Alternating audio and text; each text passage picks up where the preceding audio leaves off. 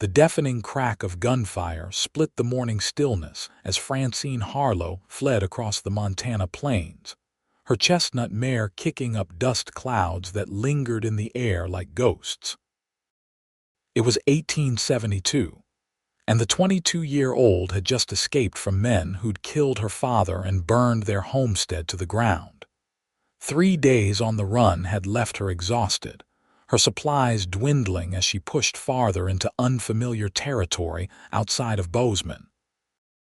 "Just a little farther, Penny," Francine whispered to her laboring horse, patting its sweat-slicked neck. "We'll find water soon." The spring sun beat down mercilessly as they traversed the changing landscape. The solid ground she'd been following along the river had given way to muddier terrain. The recent rains had transformed parts of the valley into treacherous wetlands. Francine knew she should turn back toward firmer ground, but the distant sound of hoofbeats pushed her forward. She didn't notice the change in the earth beneath them until Penny's confident stride faltered. The mare's front legs sank unexpectedly, causing her to whinny in panic. "Whoa!" Francine pulled back on the reins, but it was too late. The ground wasn't solid at all. It was quicksand, cleverly disguised beneath a thin crust of dried mud. Penny thrashed wildly, which only hastened their descent. Within moments, the quicksand had swallowed her horse to the saddle. Francine's legs were trapped, the cold, thick mud gripping her like a vise. "Help!" she screamed, though she knew it was futile. Nobody traveled this desolate stretch, nobody except perhaps the men hunting her. Francine's heart pounded in her chest as she tried to steady her panicking horse. "Easy, girl," she soothed, though her own voice trembled. Each movement sank them deeper into the quicksand's hungry grasp. From the ridge above came the sound of approaching hoofbeats. Francine froze, terror gripping her. Had they found her?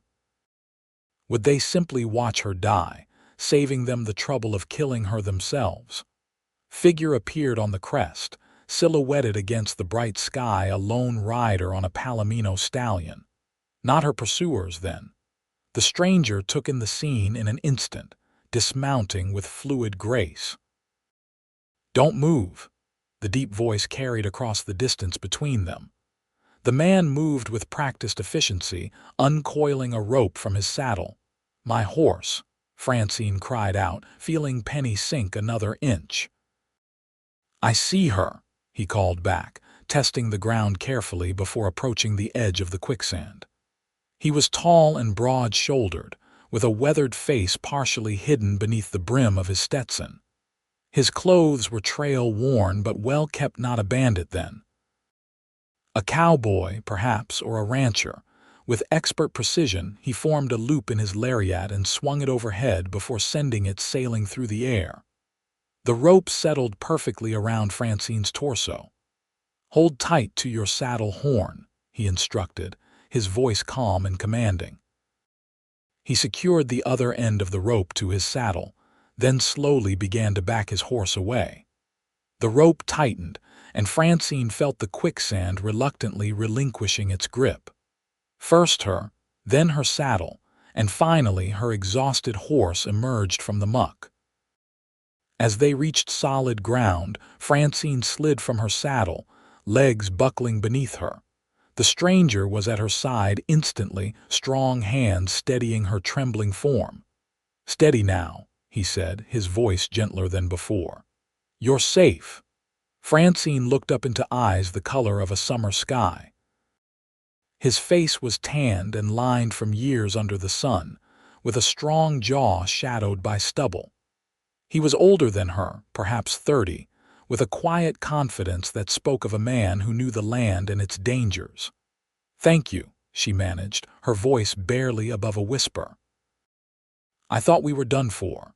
"Name's Kade Forrester," he said, still supporting her weight, "and you look like you've been riding hard for days." "Francine Harlow," she replied, suddenly aware of her bedraggled appearance. "And yes, I have been." Kade's eyes narrowed slightly. "Running from something or someone." Before she could answer, The distant sound of hoofbeats reached them once more. Fear flashed across her face, and Kade immediately understood. "Come on," he said, helping her back onto her mud-covered horse. "My ranch is a few miles north. We need to get you and your mare cleaned up and rested." "I can't bring trouble to your door," Francine protested weakly, though she knew she had few options. Kade's expression hardened as he mounted his palomino. "Whoever's after you will find more trouble than they bargained for if they come to Forrester Ranch. Now ride and stay close." As they galloped away from the quicksand trap, Francine felt a strange mixture of fear and relief. She'd escaped death twice today, first the quicksand, and now the men pursuing her. But as she followed the broad-shouldered figure of Kade Forrester across the plains, she couldn't help but wonder if she was riding toward an entirely different kind of danger. The sun was beginning its descent when they crested a hill, and Francine got her first glimpse of Forrester Ranch. It wasn't the largest spread she'd seen, but it was well-maintained, a sturdy two-story house, a barn, and various outbuildings, all surrounded by fenced pastures where cattle grazed contentedly. "It's not much," Kade said, misinterpreting her silent appraisal, "but it's mine. Paid for it with 8 years of driving cattle up from Texas." "It's beautiful," Francine said honestly. After 3 days of looking over her shoulder, the ranch looked like paradise. As they approached, a wiry older man emerged from the barn, his weathered face breaking into a smile that quickly turned to concern when he saw Francine's mud-caked appearance. "Hank," Kade called out, "we've got a guest. And Penny here needs tending. She had a bad run-in with Quicksand." "Quicksand?" Hank's bushy eyebrows shot up. "Out by Willow Creek, I reckon. That patch has claimed more than one cow this spring." Kade nodded as they dismounted. "Miss Harlow was nearly its latest victim." Hank took the reins of both horses. "I'll see to them. You get the lady inside." He lowered his voice, though not enough that Francine couldn't hear. "Riders came through earlier asking about a young woman. Didn't like the look of them, so I sent them west toward Silver Creek." Kade's jaw tightened, and he nodded his thanks. Turning to Francine, he gestured toward the house. "Let's get you inside." The interior of the ranch house was simply furnished but comfortable, polished wood floors, a stone fireplace, and furniture that spoke of practicality rather than ostentation. Kade led her to a sitting room and stoked the fire before disappearing, returning moments later with a clean towel and a basin of water. "You can wash up here for now," he said. "I'll have Hank's wife, Martha, prepare a proper bath for you later. Are you hungry?" At the mention of food, Francine's stomach growled audibly. She blushed, but Kade only smiled. "I'll take that as a yes. Rest here, I'll be back with something to eat." Left alone, Francine used the water to clean the worst of the mud from her face and hands. Her clothes were beyond saving without a proper wash, but she felt marginally better. She sank into the chair by the fire, exhaustion washing over her in waves. She must have dozed off because she awoke to the gentle clearing of a throat. Kade stood in the doorway, a tray in his hands. "Sorry to wake you," he said, setting the tray on a small table. "But you need to eat." The simple meal of beef stew, fresh bread, and coffee smelled heavenly. Francine didn't realize how ravenous she was until she took the first bite. They sat in companionable silence while she ate, Kade seemingly content to wait until she was ready to talk.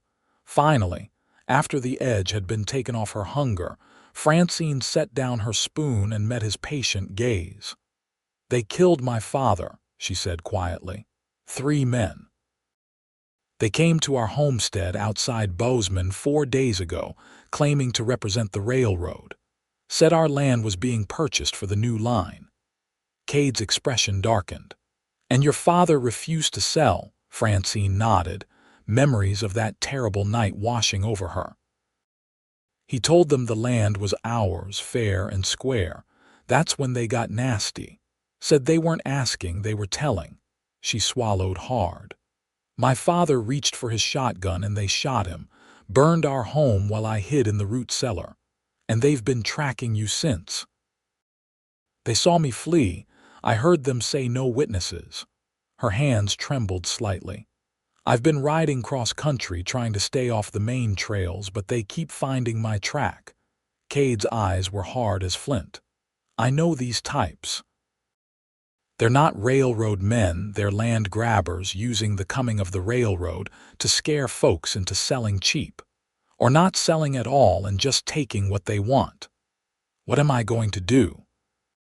The question escaped her lips before she could stop it. She'd never been one to ask for help, but she was at the end of her rope. For tonight, you're going to rest, Kade said firmly. Tomorrow we'll figure out our next steps. You're safe here. The confidence in his voice made her want to believe him, but Francine had seen the ruthlessness of the men pursuing her. They'll come looking. I don't want to bring danger to your home. This wouldn't be the first time I've dealt with men like these, Kade replied, a hard edge to his voice that suggested there was much more to the quiet rancher than met the eye. Finish your meal. Martha's preparing a bath for you, and we've got a spare room made up. That night, clean and dressed in a borrowed nightgown that must have belonged to Martha, Francine lay in a real bed for the first time in days. Despite her exhaustion, sleep eluded her. The events of the past week played through her mind: her father's murder, her desperate flight, the quicksand that had nearly claimed her life, and the enigmatic cowboy who'd saved her, Kade Forrester. There was something about him that inspired confidence, a steadiness that made her feel safe despite the danger still lurking. As she finally drifted toward sleep, she wondered what his story was, and why a man with his obvious capabilities was running a modest cattle ranch in this remote corner of Montana territory. Morning arrived with the crowing of a rooster and the smell of coffee and bacon. Francine dressed in her own clothes, now cleaned and mended by Martha's capable hands, and made her way to the kitchen. Kade sat at the table with Hank, both men poring over what appeared to be a map. "Good morning," Martha greeted warmly, setting a plate of food at an empty place. "Sit and eat, dear. You're still too thin by half." "Thank you," Francine replied, genuinely touched by the older woman's motherly concern. She sat and Kade folded the map, his eyes assessing her. "You look better," he observed. "A night's sleep did you good." "And a bath," Hank added with a wink. "Quicksand's nasty business." Over breakfast, Kade outlined his plan. "There's a U.S. Marshal in Helena who's been investigating these land schemes. Name's Cowboy. Good man. I sent a rider to him last night with a message." Francine set down her fork in surprise. "You did that for me." "These men are operating outside the law," Kade replied. "They need to be stopped before more innocent people get hurt." "Until the marshal arrives," Hank added, "we keep a sharp eye out. The boys are all on alert." "Boys?"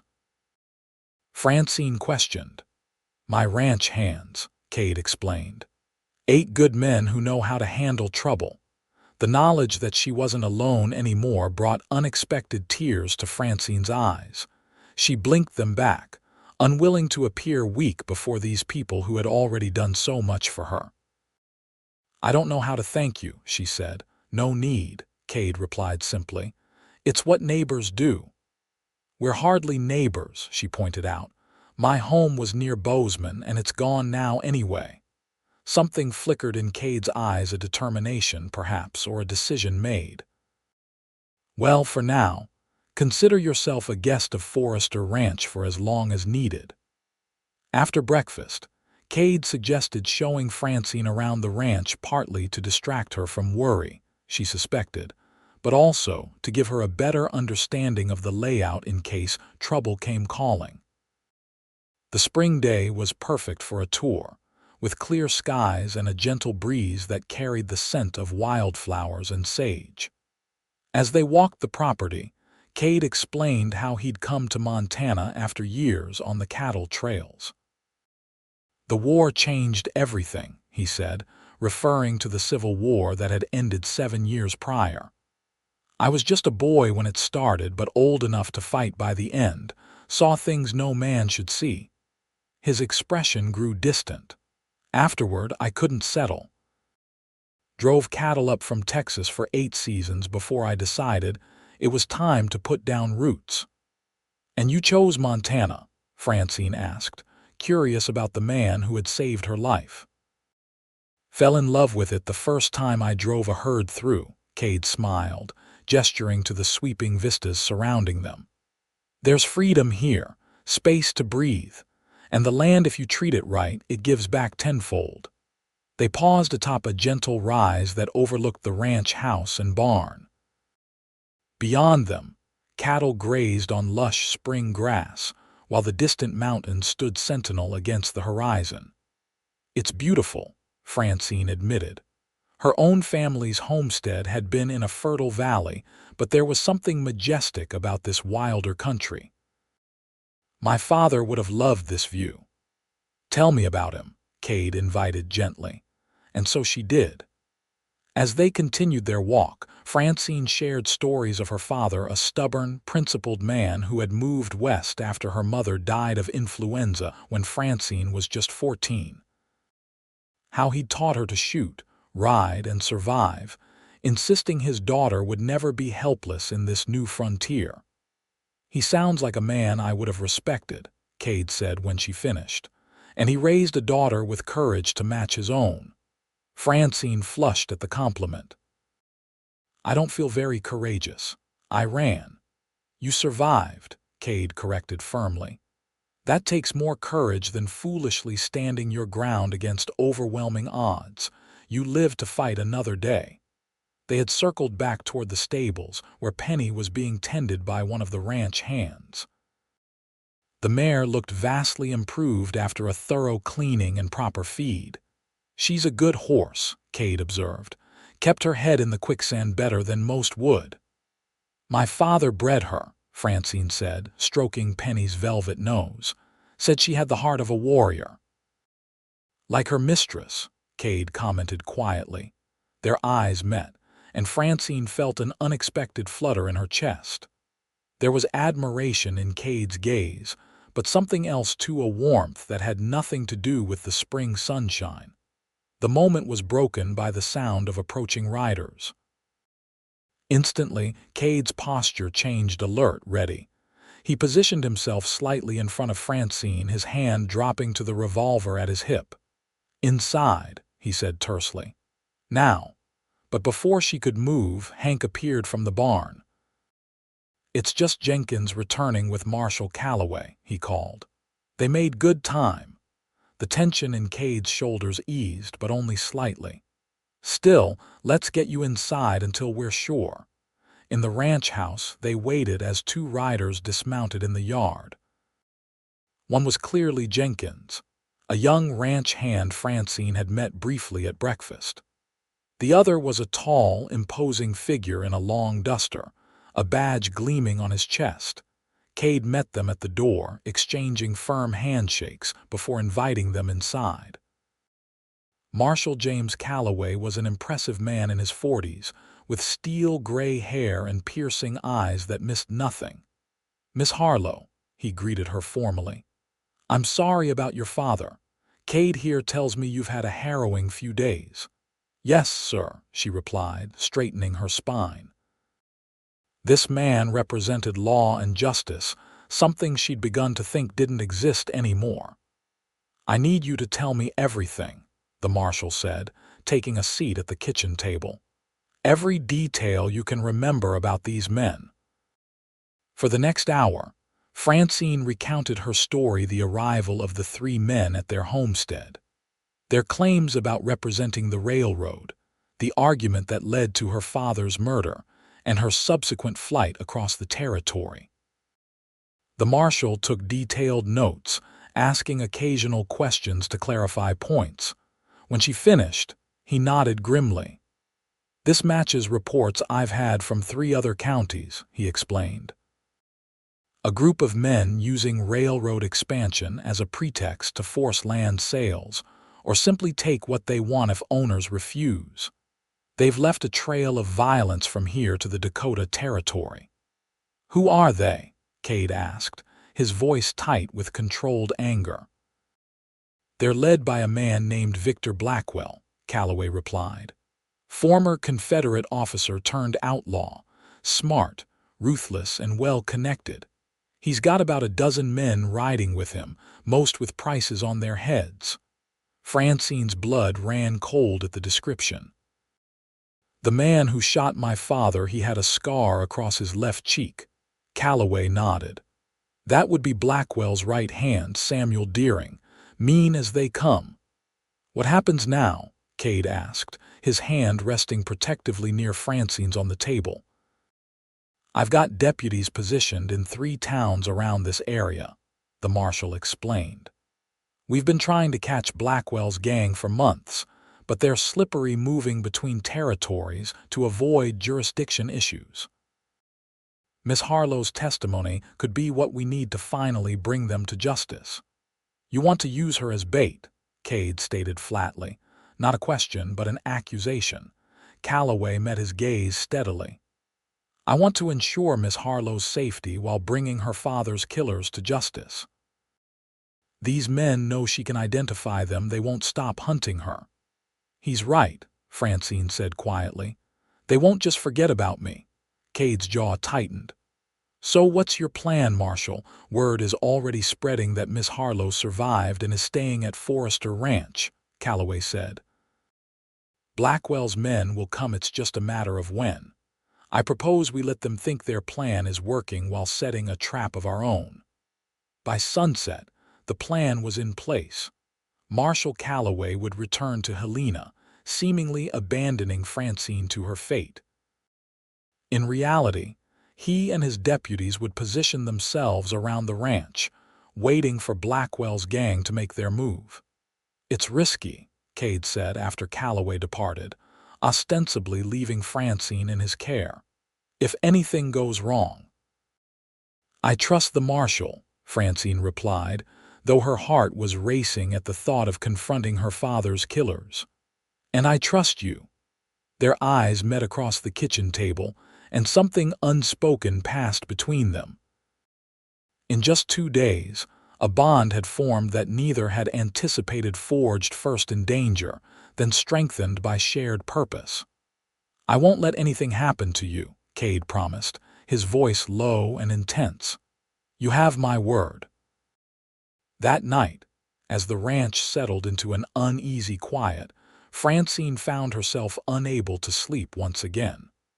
The knowledge that Blackwell's men could appear at any moment kept her nerves on edge. After an hour of tossing and turning, she gave up, donning a robe over her nightgown and making her way downstairs. She found Kade in the sitting room, a rifle across his lap as he stared into the dying embers of the fire. He looked up at her soft footsteps, his expression softening from vigilance to concern. "Can't sleep?" he asked. "No," she admitted, taking a seat in the chair opposite him. "Every time I close my eyes, I see them coming for me." "They'd have to get through me first," Kade said simply. The quiet confidence in his voice was comforting. "Have you ever killed a man, Kade?" The question slipped out before she could stop it. He was silent for a long moment, his eyes returning to the fire. "In the war, yes, and twice since then men who thought my cattle were there for the taking." His gaze lifted to meet hers. "I don't take life lightly, Francine, but I will protect what's mine." The possessive undertone in his last words hung in the air between them. She wasn't his. They'd known each other barely 2 days. And yet, something in his eyes suggested he already felt responsible for her in a way that went beyond basic decency or neighborly duty. "I should be terrified," Francine said softly. "These men killed my father without hesitation. They burned our home. They've been hunting me for days." She took a steadying breath. "But sitting here with you, I feel safe." Kade set the rifle aside and leaned forward, his elbows on his knees. "When I found you in that quicksand, something changed. I've spent 8 years building this ranch, focusing on nothing but making it successful. I've been solitary, by choice." He ran a hand through his hair, searching for words.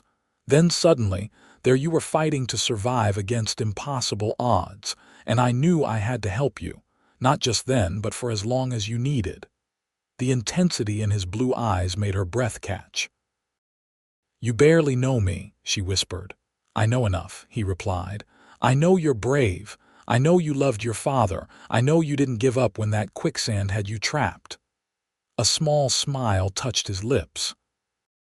"And I know I haven't been able to stop thinking about you since I pulled you from that mud." Francine felt a warmth spread through her that had nothing to do with the fire.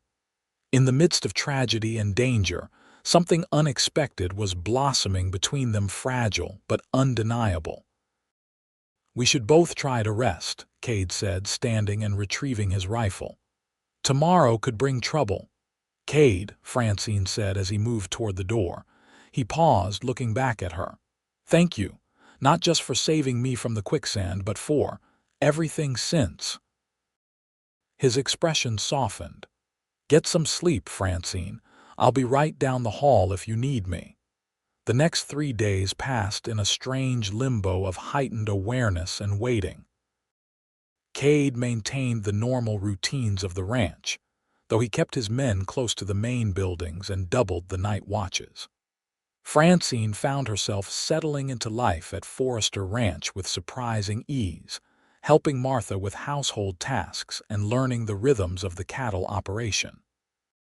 In the evenings, she and Kade would sit on the porch, watching the sunset paint the Montana sky in spectacular colors. They talked of everything and nothing: his years on the cattle drives, her childhood in Pennsylvania before her mother's death, their shared love of horses and open country. With each passing day, the connection between them deepened. Francine caught herself watching Kade as he worked, the confident way he gave instructions to his men, the gentle patience he showed with skittish colts, the strength in his hands as he mended fences or lifted heavy loads. On the 4th morning after the marshal's departure, Francine was helping Martha hang laundry when she noticed Kade and Hank in intense conversation near the barn. Something in their posture set her on alert. She excused herself and walked toward them, her heart beginning to race. "What is it?" she asked as she approached. Kade's expression was grim. "Jenkins spotted 3 riders watching the ranch from the North Ridge at dawn. They pulled back when they realized they'd been seen." "Blackwell's men," Francine said, a chill running down her spine despite the warm spring day. "Most likely," Kade agreed. "I've sent word to Calloway's deputies in the positions we agreed upon. We need to be ready." Throughout the day, tension built across the ranch. The hands moved in pairs, rifles always within reach. Kade kept Francine close, his eyes constantly scanning the surrounding landscape for any sign of movement. As dusk approached, he led her inside, his expression serious. "Tonight," he said simply. "They'll come tonight." Francine nodded, her mouth dry with fear but her resolve steady. "What do you need me to do?" "Stay in your room with the door locked," Kade instructed. "I'll position men around the house. If they get past us, which they won't, there's a loaded shotgun under your bed." "I won't cower in a bedroom while men fight for my safety," Francine protested. "My father taught me to shoot. I can help." Kade's expression softened slightly. "Your courage is remarkable, but these are hardened killers. The best thing you can do is stay safe and be ready to identify them for the marshal." Before she could argue further, Hank appeared in the doorway, his weather-beaten face tense. "Rider coming in fast, it's one of Calloway's deputies." The deputy, a young man named Thompson, brought urgent news. Blackwell himself had been spotted heading toward Forrester Ranch with 6 men. "The marshal and the other deputies are moving into position," Thompson reported. But Blackwell's group split up. 3 men circled around to approach from the east. The marshal's following them, but they've got a head start. Kade's expression hardened. "So we're dealing with a coordinated attack from 2 directions." He turned to Hank. "Position 3 men on the west side of the house, 2 at the barn. Thompson, you and Jenkins take the south approach." To Francine, he added, "This changes nothing. Stay inside, stay safe." Night fell like a curtain over the ranch, bringing with it an eerie silence. The usual sounds of cattle and night birds seemed muted, as if the very land was holding its breath in anticipation of violence. Francine paced her room, the shotgun Kade had mentioned now loaded and ready in her hands. Despite his instructions, she had no intention of hiding if fighting broke out.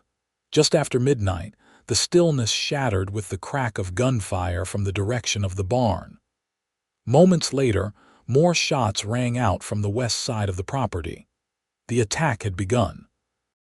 Francine moved to her window, peering cautiously around the curtain. In the pale moonlight, she could make out shadowy figures moving between the outbuildings. A flash of gunfire illuminated a man ducking behind the water trough, one of Kade's ranch hands, she thought. More shots rang out, closer now. Someone shouted a warning, followed by the thunder of hoofbeats as riders approached from the east, the second group Thompson had warned about.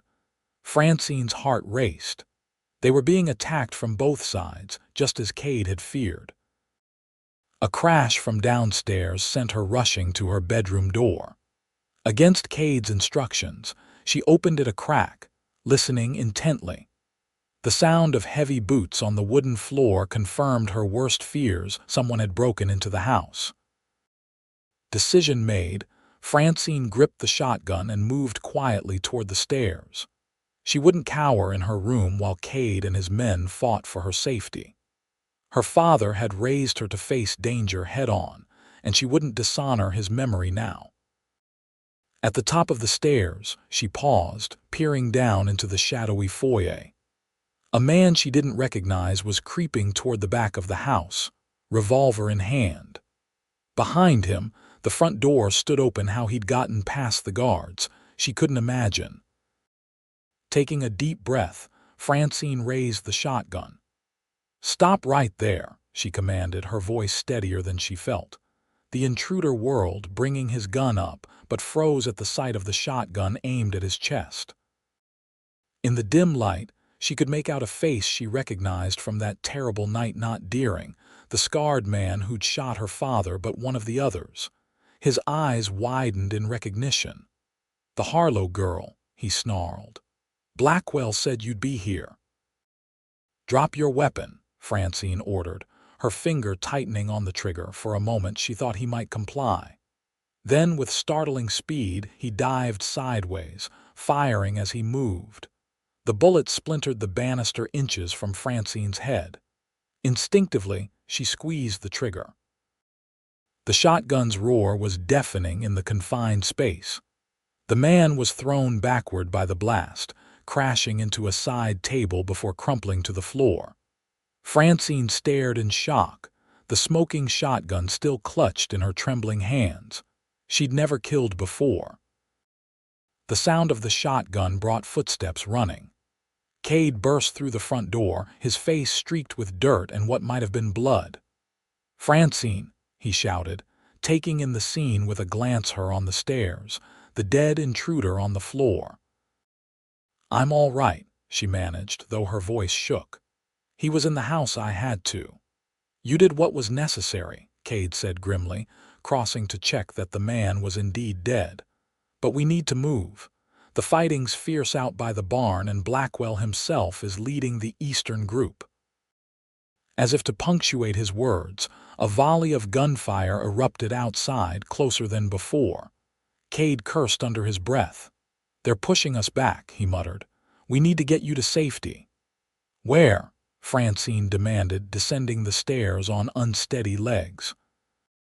"If they've surrounded the house, the root cellar," Kade decided.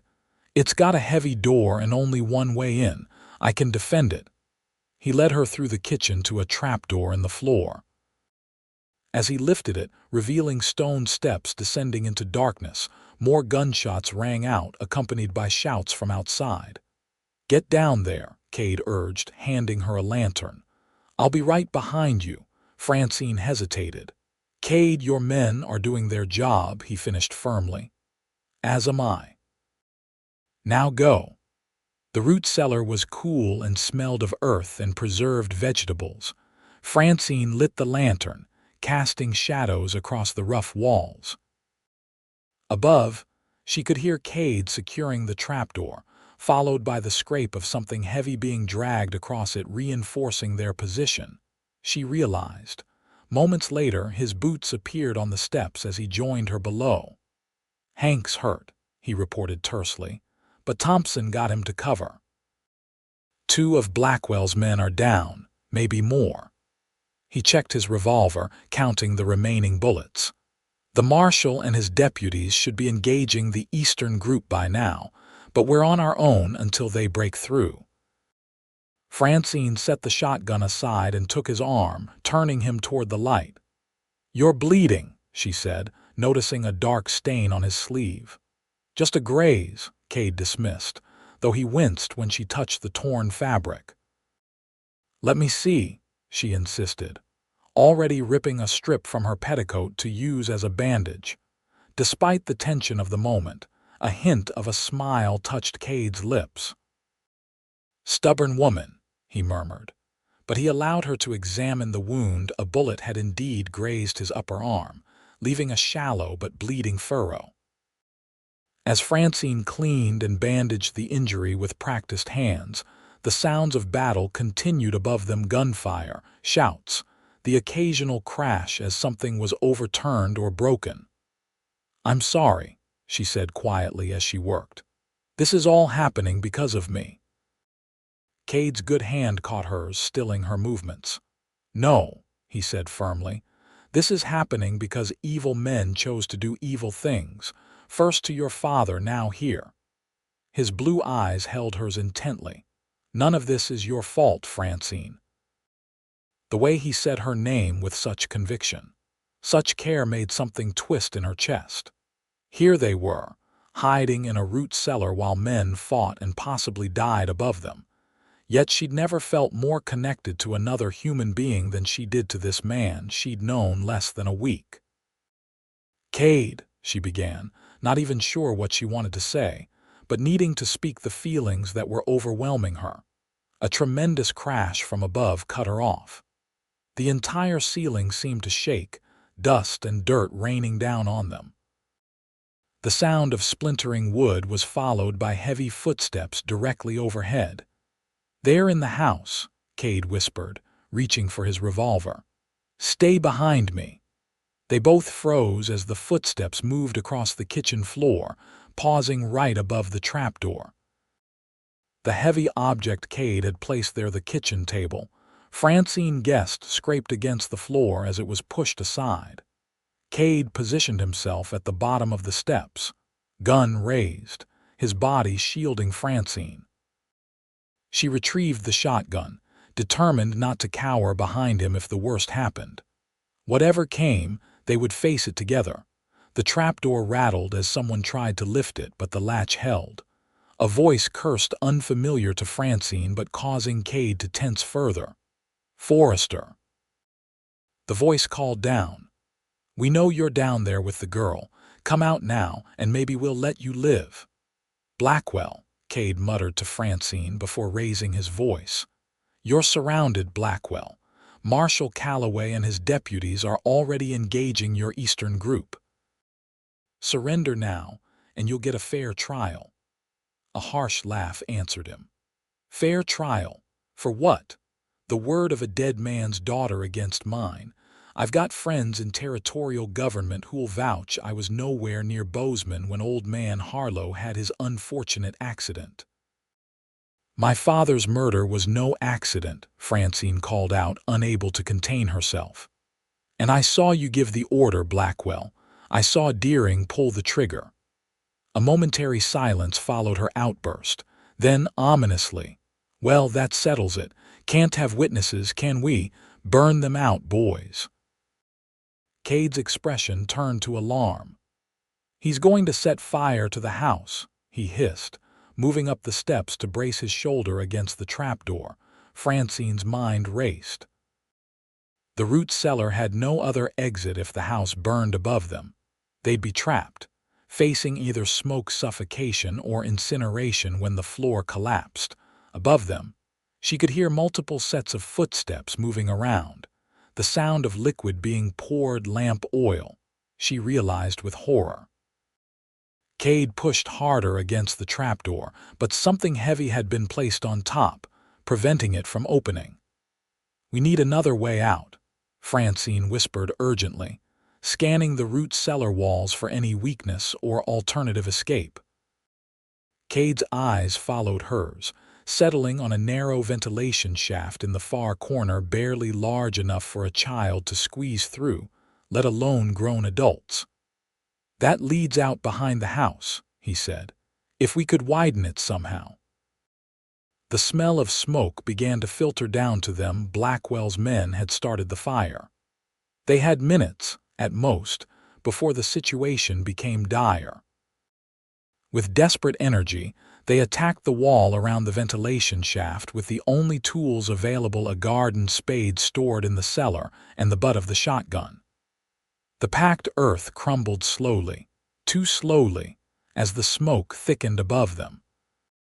Kade worked tirelessly, his injured arm seemingly forgotten in the urgency of their task. Francine matched his effort, refusing to succumb to the fear that threatened to paralyze her. Above them, the sounds of gunfire had intensified again, closer to the house now. A shout went up, followed by the unmistakable voice of Marshal Calloway. "Blackwell, you're surrounded. Throw down your weapons." More gunfire erupted, directly overhead this time. The house shuddered with the impact of bullets and running feet. Something heavy crashed against the floor, and suddenly the trapdoor was free. Kade didn't hesitate. He bounded up the steps and pushed, the door swinging open to reveal the kitchen filled with smoke but not yet engulfed in flames. Through the haze, Francine could see an unconscious or dead man sprawled across the floor, evidently the weight that had been blocking their exit.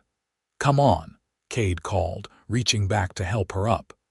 "The marshal's men have engaged them. This is our chance." They emerged into chaos. The kitchen wall was ablaze, flames licking upward toward the ceiling. Through the windows, Francine could see figures moving in the yard, exchanging gunfire. The main battle had shifted to the front of the house, away from them for the moment. "This way," Kade urged, leading her toward the back door. "If we can make it to the stable, we can get horses," and he never finished the sentence. As they reached the doorway, a figure loomed before them, tall, well-dressed despite the dirt and blood staining his expensive coat. In the firelight, his face was a mask of fury and desperate calculation. "Blackwell," Francine whispered, recognizing the man who had ordered her father's death. "Going somewhere," Victor Blackwell sneered, his revolver trained on them. Behind him, Francine could see the body of one of Calloway's deputies crumpled on the porch steps. Kade shifted slightly, placing himself more directly between Francine and the gun. "It's over, Blackwell. Your men are being rounded up or shot down as we speak. Surrender now." "I don't surrender," Blackwell snarled. "Especially not to a rancher and a slip of a girl who should have died in Bozeman." His cold eyes fixed on Francine. "Your father was a fool. That land was worth 10 times what I offered him. Could have died rich instead of poor." "He died with his honor intact," Francine replied, her voice steadier than she expected. "Something you wouldn't understand." Blackwell's face contorted with rage. "Honor doesn't buy anything in this world, girl. Power does. Money does." His finger tightened on the trigger. "And dead witnesses tell no tales." What happened next seemed to unfold in slow motion. As Blackwell's finger squeezed, Kade lunged forward, a primal shout tearing from his throat as he tackled the larger man. The gun discharged, the bullet striking the doorframe inches from Francine's head. Both men crashed through the door onto the porch, grappling for control of the weapon. Francine scrambled after them, searching desperately for anything she could use to help Kade. The shotgun had been left behind in the root cellar, and her father's revolver was upstairs in her room. On the porch, the struggle had become deadly serious. Blackwell was larger, but Kade fought with the desperate strength of a man protecting something precious. They rolled across the wooden planks, each seeking leverage, the gun trapped between them. A second shot rang out and both men stiffened. For a terrible moment, Francine couldn't tell who had been hit. Then Blackwell slumped, a dark stain spreading across his chest. Kade pushed him away, rising shakily to his feet. "Kade," Francine rushed to him, hands frantically checking for injuries. "Are you hurt?" "Not this time," he replied grimly, looking down at Blackwell's still form. The gun turned in the struggle. His own bullet found him. From the front of the house came Marshal Calloway's authoritative voice, calling for any remaining members of Blackwell's gang to surrender. The sound of gunfire had ceased, replaced by the shouts of men securing prisoners and tending to the wounded. Kade pulled Francine into his arms, holding her tightly as if afraid she might vanish. "It's over," he murmured into her hair. "It's finally over." She clung to him, the reality of their survival washing over her in waves. Against all odds, they had made it through the quicksand, the pursuit, the attack on the ranch. Through it all, this man had stood by her, fought for her, risked everything to keep her safe. "Kade," she whispered against his chest, "I don't know what happens now." He drew back slightly, looking into her eyes with an intensity that made her breath catch. "What happens now is your choice, Francine. Your father's killers are brought to justice. You can return to Bozeman, rebuild your homestead if that's what you want." He paused, something vulnerable entering his expression. "Or you could stay, here, with me." Before she could respond, Marshal Calloway rounded the corner of the house, his expression shifting from alert to relieved when he saw them standing together. "You're both all right," he observed, then noticed Blackwell's body. "I see you dealt with the ringleader." "He chose his own end," Kade replied, not releasing Francine from the circle of his arm. Calloway nodded grimly. "We've got 4 of his men in custody, 3 dead. The rest scattered when they realized the trap had closed." He looked at Francine with genuine sympathy. "Miss Harlow, your testimony will ensure the survivors face justice for your father's murder and the other crimes they've committed across the territory." "Thank you, Marshal," she replied sincerely, "for everything." As dawn broke over Forrester Ranch, the full extent of the night's events became clear. The house had suffered damage from the fire, but the ranch hands had managed to extinguish the flames before they could consume the entire structure. 2 of Kade's men were wounded, and 1 of Calloway's deputies had been killed in the fighting, along with 4 of Blackwell's gang. The bodies were removed, the prisoners secured for transport to Helena, and the wounded tended to by Martha, who had emerged from her hiding place in the spring house once the fighting ended. Kade found Francine sitting alone on the porch steps, watching as the first golden rays of sunlight illuminated the damage done to the place that had become a sanctuary to her. "It can all be rebuilt," he said softly, settling beside her. "What matters is that the people survived." She nodded, too emotionally drained for words.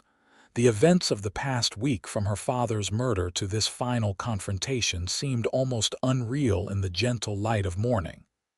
"Calloway says they'll need you to come to Helena for the trial," Kade continued. "Probably in a few weeks' time." "Will you come with me?" The question slipped out before she could consider its implications. Kade's eyes softened as he looked at her. "If you want me to, yes. But Francine—" He hesitated, searching for the right words. "Last night, before Blackwell interrupted us, I asked if you would stay. Here, with me." "I remember," she replied quietly. "It wasn't just fear or the heat of the moment speaking," he continued, his voice deepening with emotion. "When I pulled you from that quicksand 5 days ago, I had no idea how completely you would change my life." He took her hand in his calloused fingers gentle against her skin. "I know it's fast. I know we've known each other less than a week, but I've lived enough to recognize something rare and precious when I find it." Francine felt tears welling in her eyes, not from sadness, but from a surge of emotion so powerful it threatened to overwhelm her. "My father always said life on the frontier moves at its own pace," she said softly. "That a year of city living might happen in a week out here, where every day demands your full measure." Hope flickered in Kade's blue eyes. "Is that a yes?" "It's a maybe," she replied honestly. "I need time, Kade, not because I don't feel something powerful between us, but because I need to honor my father by seeing justice done. And I need to decide who Francine Harlow is now that everything's changed." Instead of disappointment, understanding filled his expression. "Time is something I can give you," he said. "And whatever you decide, know that you'll always have a home here if you want it." Impulsively, Francine leaned forward and pressed her lips to his. The kiss was brief but filled with promise, a gesture of gratitude, of connection, of possibilities yet to unfold. When she pulled back, Kade's expression was one of wonder. "That was a better answer than I expected," he murmured, a smile touching his lips. 2 months later, Francine stood on the platform of the Helena train station, watching as the eastbound train pulled away, carrying the last of the witnesses from the trial of Samuel Deering and the surviving members of Blackwell's gang. Justice had been swift, and certain all had been convicted, with Deering sentenced to hang for the murder of Jonathan Harlow and other crimes. The trial had brought a measure of closure, though Francine knew the loss of her father would always leave a space in her heart that could never truly be filled.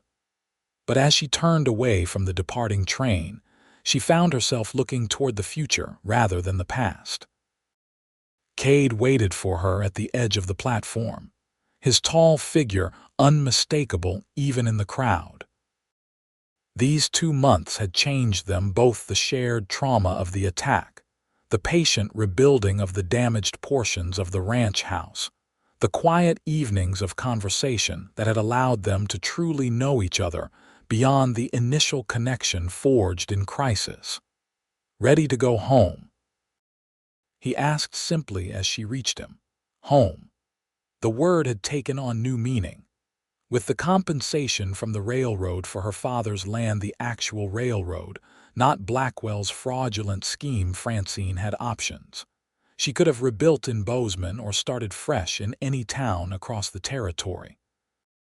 Instead, she had chosen Forrester Ranch not just as a place to stay, but as a true home. The decision had come gradually, then all at once, as she realized that what had begun with a desperate rescue from Quicksand had blossomed into something profound and lasting. "Yes," she replied, taking his offered hand. "I'm ready." The journey back to the ranch took most of a day, giving them time to talk of practical matters: the new cattle Kade had purchased, the improvements to the barn, Martha's plans for expanding the kitchen garden. But beneath the everyday conversation ran a current of anticipation. Today marked not just the end of the trial, but the beginning of something new. As they crested the final ridge and the ranch came into view, Francine felt a surge of emotion. The damage from the attack had been repaired, the house standing proud against the backdrop of mountains. Cattle grazed peacefully in the pastures, and smoke curled invitingly from the chimney. Martha preparing dinner, no doubt. "Beautiful, isn't it?" Kade said softly, following her gaze. "It is," she agreed. "Even more so now that I know it's home." He turned in his saddle to look at her, something unreadable in his expression. "You're sure about this? About us?" Francine smiled, the last of her doubts having faded during their time apart while she was in Helena for the trial. "I've never been more certain of anything." Their horses picked up speed as they approached the ranch house, as if sensing their riders' eagerness to arrive. Hank emerged from the barn to greet them, taking the reins as they dismounted. "Everything go as expected in Helena?" he asked, his weathered face creasing with a smile. "Justice was served," Francine confirmed. "Deering and the others won't harm anyone else." "Good," Hank nodded firmly. "Martha's got a special supper waiting. Said something about celebrating." Kade exchanged a glance with Francine. "She did she? Well, we shouldn't keep her waiting then." Inside, the house smelled of roast beef and apple pie. Martha greeted them warmly, ushering them to the table where places had already been set. The older woman's eyes twinkled with barely contained excitement as she served the meal, clearly privy to something Francine wasn't. It wasn't until after dinner, when Martha and Hank had discreetly withdrawn to their own quarters, that Kade's unusual nervousness became apparent. He paced the sitting room, running a hand through his hair in a gesture Francine had come to recognize as a sign of deep thought. "Kade," she said gently. "What is it?" He stopped before her, something vulnerable in his expression that made her heart race. "I had a whole speech planned," he admitted with a self-deprecating smile. "Been practicing it for weeks, but now that the moment's here, I find I just want to speak plain." To her astonishment, he dropped to one knee before her chair, taking her hands in his.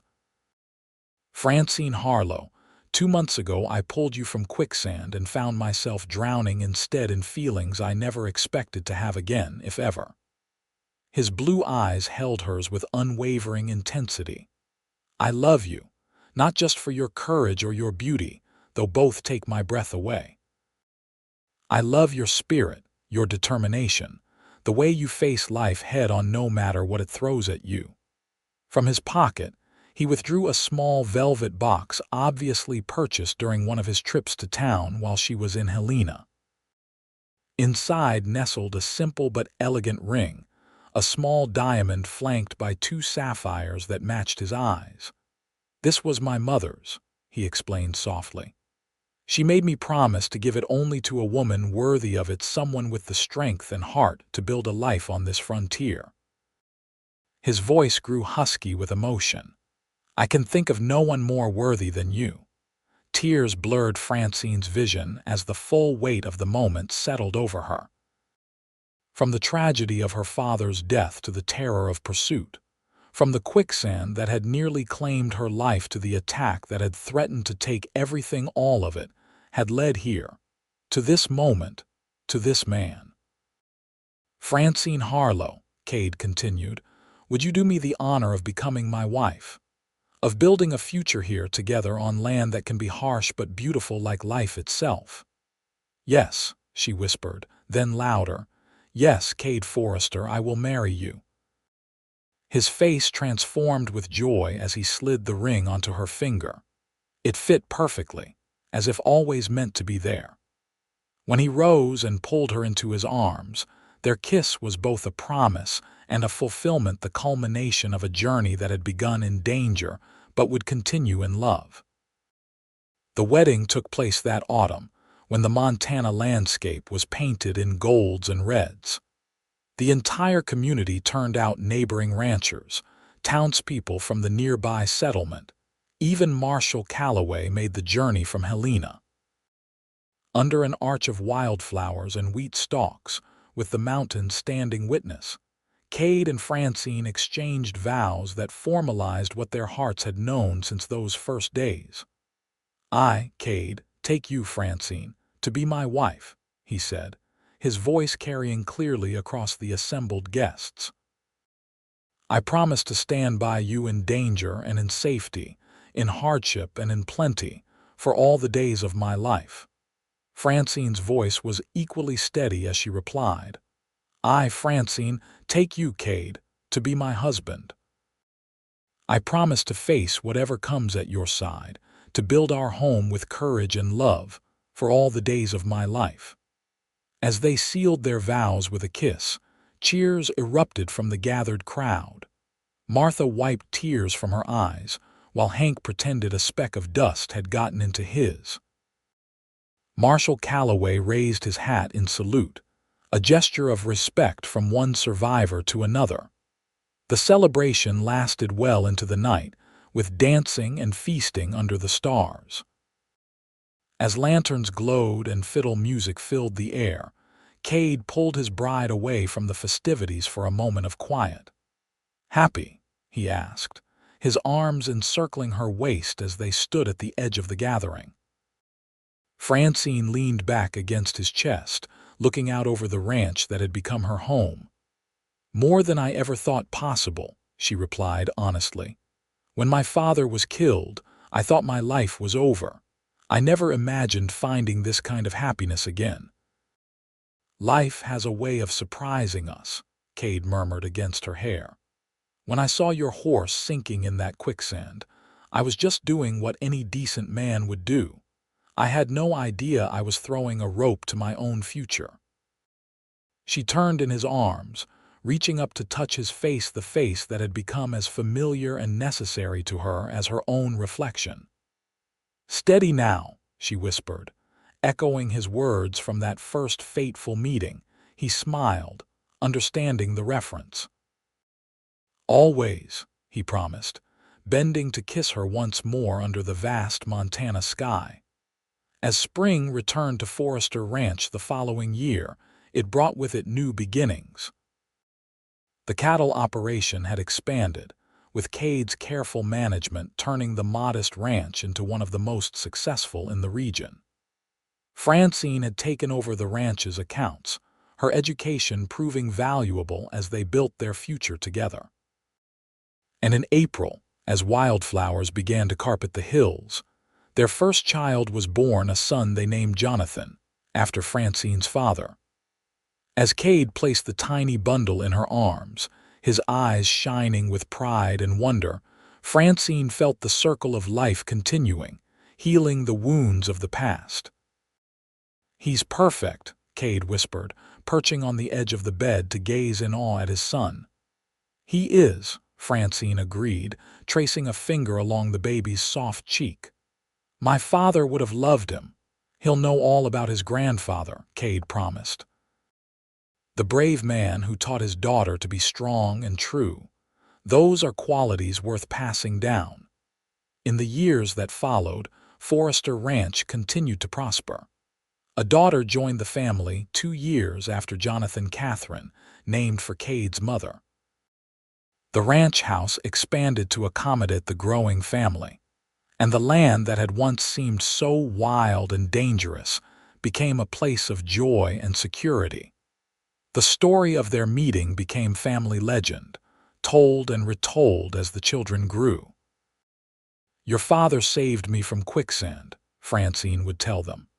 "My horse was sinking, and he appeared like a hero from a storybook, throwing his rope and calling steady now as he pulled us to safety."